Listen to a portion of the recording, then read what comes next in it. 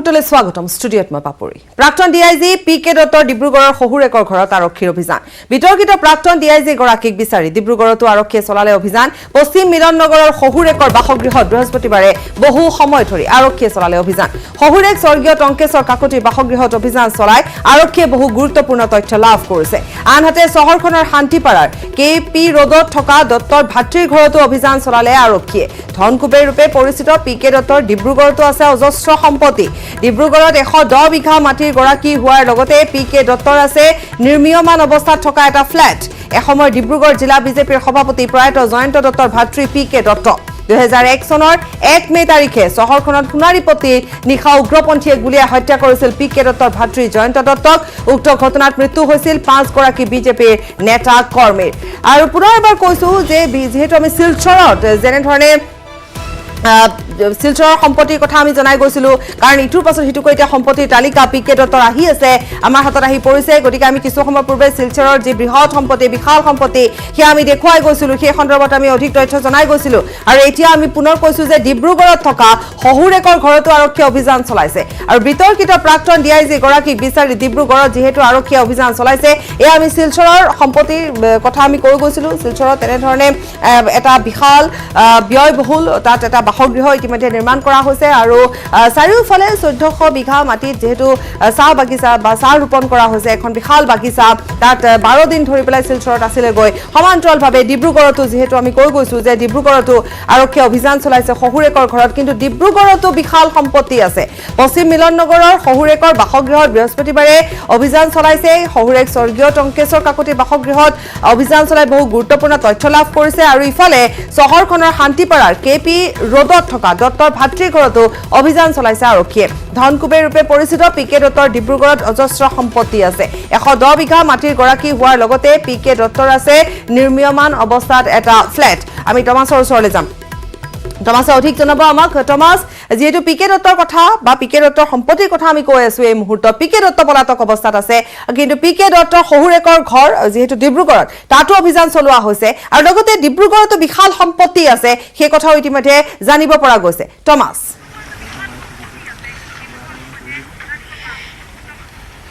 নিশ্চয় পাপৰিছক কালি দিনটোত আৰক্ষীয়ে ডিব্ৰুগড়ত তেখেতৰ যি শহুৰেকৰ ঘৰ আছিলে তাত কিছু অভিযান চলাই তাত তেওঁলোকে আৰক্ষী আহি সোধপোছ কৰে তাৰ লগতে ডিব্ৰুগড় শান্তিপাৰাত তেখেতৰ আত্মীয় যি বাসগৃহ আছে আত্মীয় বাসগৃহতো আৰক্ষীয়ে অভিযান চলায় কিন্তু আৰক্ষীয়ে কি তাৰপৰা তথ্য লাভ কৰিছে সেই বিষয়ে কিন্তু আমাক এতিয়ালৈকে জানিবলৈ দিয়া নাই আৰু এইজন ধনকুবেৰ আচলতে ডিব্ৰুগড়তো অগাধ সম্পত্তি আছে মই এইখিনিতে কৈ লওঁ যে তেখেতৰ 110 বিঘাতকৈ অধিক ইয়াত কিছু মাটি আছে সেই মাটিত এখন স্কুল নিৰ্মাণৰ পৰিকল্পনা তেখেতে কৰিছিল তাৰ উপৰি এখন বিলাসী হোটেলৰ কথা কোৱা আছে হোটেল আছে তাৰ উপৰি কেইবাটাও ইয়াত ফ্লেটৰ কথা কোৱা হৈছে তেনেধৰণৰ কেইবাটাও ফ্লেট আছে তাৰ উপৰি এখন বাগিচা আছে ডিব্ৰুগড়তে আৰু এনেদৰে তেখেতৰ বহু সা সম্পত্তি আছে আৰু তাৰ ভিতৰত মই এটা সম্পত্তি দেখুৱাবলৈ বিচাৰিছোঁ বৰ্তমান এয়া হৈছে ভাৰ্গৱ ৰেচিডেঞ্চি আৰু এইটো নিৰ্মাণ অৱস্থাত আছে এইটো এপাৰ্টমেণ্ট গতিকে বহুত তেখেতৰ এইদৰে সা সম্পত্তি আছে আৰু এইখিনিতে কিছু কথা মই আৰু উল্লেখ কৰি ল'ব বিচাৰিছোঁ পাপৰি এসময়ত বিজেপিৰ সভাপতি আছিল জয়ন্ত দত্তৰ তেখেতৰ ভাতৃ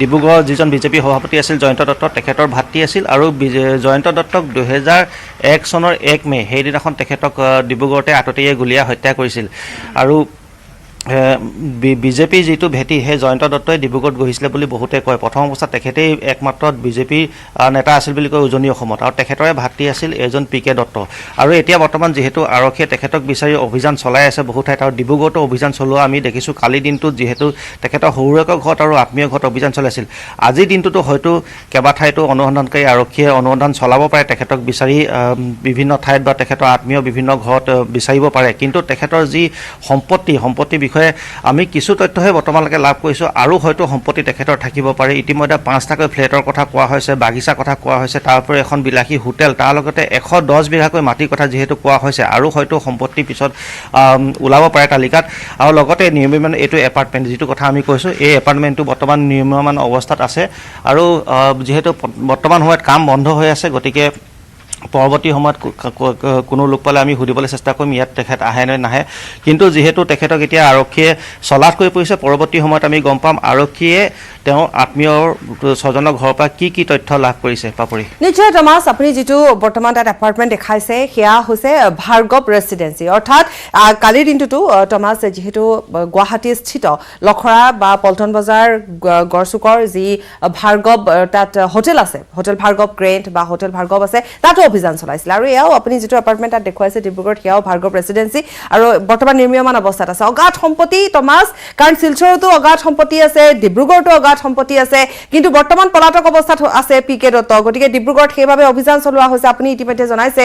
আৰু লগতে আপুনি আন এটা কথাও কৈছে যে ভাতৃ জয়ন্ত দত্তৰ প্ৰসংগ এসময়ত আছিল 2001 চনত যিহেতু গুলিয়াই থৈ গৈছিল বুলি ইতিমধ্যে সেই কথা পোহৰলৈ আহিছে। যিহেতু তাত আত্মীয়সকলকো সোধা পোছা কৰা হৈছে, গতিকে যথেষ্ট সময় লাগিব পাৰে আৰু অধিক তথ্য পোহৰলৈ আহিবৰ বাবে টমাছ। হয়, নিশ্চয় অনুসন্ধানকাৰী আৰক্ষীয়ে যিহেতু কালি সোধপোছ কৰিছে, তেওঁলোকৰ যি শহুৰেকৰ ঘৰ বা আত্মীয় ঘৰত সোধপোছ কৰিছে, কিন্তু তেওঁলোকে সম্পূৰ্ণ গোপনীয়তা, তেওঁলোকে সম্পূৰ্ণ তথ্যসমূহ গোপনীয় ৰাখিছে। কোনো ধৰণৰ তথ্য তেওঁলোকে ৰাজহুৱা হ'বলৈ দিয়া নাই। তেওঁলোকে কি তথ্য লাভ কৰিছে আচলতে আৰক্ষীয়ে বৰ্তমানলৈকে জনোৱা নাই। হয়তো পৰৱৰ্তী সময়ত আমি গম পাবলৈ সক্ষম হ'ম, কিন্তু বৰ্তমান সময়লৈকে আৰক্ষীয়ে অনুসন্ধানত কি পাইছে, কি বস্তু জব্দ কৰিছে বা কি সোধপোছ কৰিছে সেই বিষয়ে একো জনোৱা নাই। আৰু পি.কে. দত্ত তেখেত ক'ত লুকাই আছে সেই বিষয়ে কিন্তু যদিও সোধপোছ কৰিছে, সেই বিষয়ে কিমান গম পাইছে আমি এতিয়ালৈকে বৰ্তমানলৈকে আজি অভিযান চলোৱাৰ সম্ভাৱনা আছে নেকি টমাছ? আজিৰ দিনটোতো হয়তো ক'ৰবাত হয়তো আৰক্ষীয়ে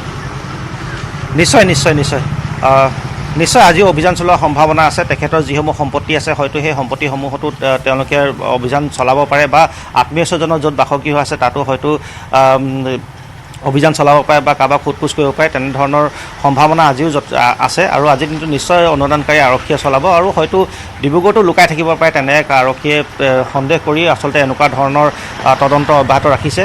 আৰু যিহেতু অবাধ সম্পত্তি যিহেতু তেখেতৰ আছে, নামে বেনামে অবাধ সম্পত্তি, আৰু সেই সম্পত্তিসমূহ কেনেকৈ গঢ়িলে তাৰ বিষয়ে হয়তো অনুসন্ধান চলাব পৰৱৰ্তী সময়ত। কাৰণ ডিব্ৰুগড় নিচিনা এখন চহৰত ইমান সম্পত্তি ক্ৰয় কৰিব পাৰে, কিমান টকাৰ প্ৰয়োজন সেয়া সকলোৱে জানে। আৰু 110 বিঘাকৈ যিহেতু মাটি ডিব্ৰুগড় চহৰৰ কাষতে, আমি যিমানখিনি গম পাইছোঁ 110 বিঘাতকৈ অধিক মাটি বুলি আমি গম পাইছোঁ। সেই মাটি ক্ৰয় কৰাৰ ক্ষেত্ৰতো যথেষ্ট ধনৰ প্ৰয়োজন হ'ব। সেই ধন ক'ৰ পৰা তেখেতে আহৰণ কৰিছিলে সেয়াও পৰৱৰ্তী সময়ত গম পোৱা যাব। আৰু এইখিনিতে পাপৰি মই আৰু এটা কথা উল্লেখ কৰিছোঁ, বৰ্তমান সময়ত মোৰ ওচৰত কোনো বিশেষ তথ্য নাই, তথাপিও মই কৈ থওঁ যে এসময়ত গুপ্ত হত্যাৰ লগতো তেখেতৰ নামটো জড়িত হৈ পৰিছিল বুলি আমি জানিব পাৰিছোঁ। গতিকে পি.কে. দত্তক যেতিয়া আৰক্ষীয়ে বিচাৰি পাব, তাৰপিছতে হয়তো বিভিন্ন ধৰণৰ কথা ওলাব, বিভিন্ন ধৰণৰ তথ্য পোহৰলৈ আহিব। আৰু যিহেতু এক বৃহৎ কেলেংকাৰীৰ লগত তেখেতৰ এই নামটো সাঙুৰ খাইছে, গতিকে তেখেতক বিচাৰি উলিয়াটো এতিয়া সকলোতকৈ ডাঙৰ কথা। আৰু সেইবাবে আচলতে ডিব্ৰুগড়তো অভিযান চলিছে। হয়তো আজিৰ দিনটোতো এনেধৰণৰ অভিযান চলিব। নিশ্চয় টমাছ, আপোনাক ধন্যবাদ জনাইছোঁ। আৰু ন তথ্য পোহৰলৈ আহি আছে, ইটোৰ পাছত সিটো তথ্য পোহৰলৈ আহি আছে। আমি পুনৰ কৈছোঁ যে APSC কেলেংকাৰীও নিশ্চিতভাৱে APSC কেলেংকাৰীৰ প্ৰায় সমানেই হ'ব বুলি ক'ব পাৰি এই SI কেলেংকাৰী। আৰু SI কেলেংকাৰী হয়তো তাতোকৈ আৰু বহুত বেছি এটা বিশাল কেলেংকাৰী হ'বগৈ। কাৰণ পি.কে. দত্তক যদি সোধা পোছা কৰে, পি.কে. দত্ত যদি আৰক্ষীৰ জালত পৰে, সোধা পোছা কৰে, তেতিয়াহ'লে হয়তো আৰু বহু গোপন কথা পোহৰলৈ আহিব। কাৰণ আমি কৈয়ে গৈছোঁ যে বিজেপিৰ যিগৰাকী লোক দীপন ডেকাই যি ফেচবুক পোষ্ট দিছে, তাত কিন্তু এই কথাও উল্লেখ কৰিছে যে গুপ্ত হত্যাৰ সৈতে এজন জড়িত তাত বিষয়া আছে। গতিকে প্ৰাণৰ ভাবুকি আহি পৰিছে, তেওঁৰ ভাবুকি পোৱা গৈছে, প্ৰাণৰ সংশয় আহি পৰিছে, আৰু সেইবাবে তেওঁ ৰাজ্য এৰি ক'ৰবালৈ গুচি গৈছে দীপন ডেকা। গতিকে এনেধৰণৰ বহু কথা আহি পৰিছে। এই যি কেলেংকাৰী SI পৰীক্ষাৰ প্ৰশ্নকাকত ফাদিলৰ যিটো কেলেংকাৰী বৰ্তমান পোহৰলৈ আহিছে, এই কেলেংকাৰীত কিন্তু আৰু বহু কথা আহি পৰিব, আৰু বহু কথাই সাঙুৰ খাই পৰিব। গতিকে সময়লৈ অপেক্ষা কৰিব লাগিব। এই মুহূৰ্তত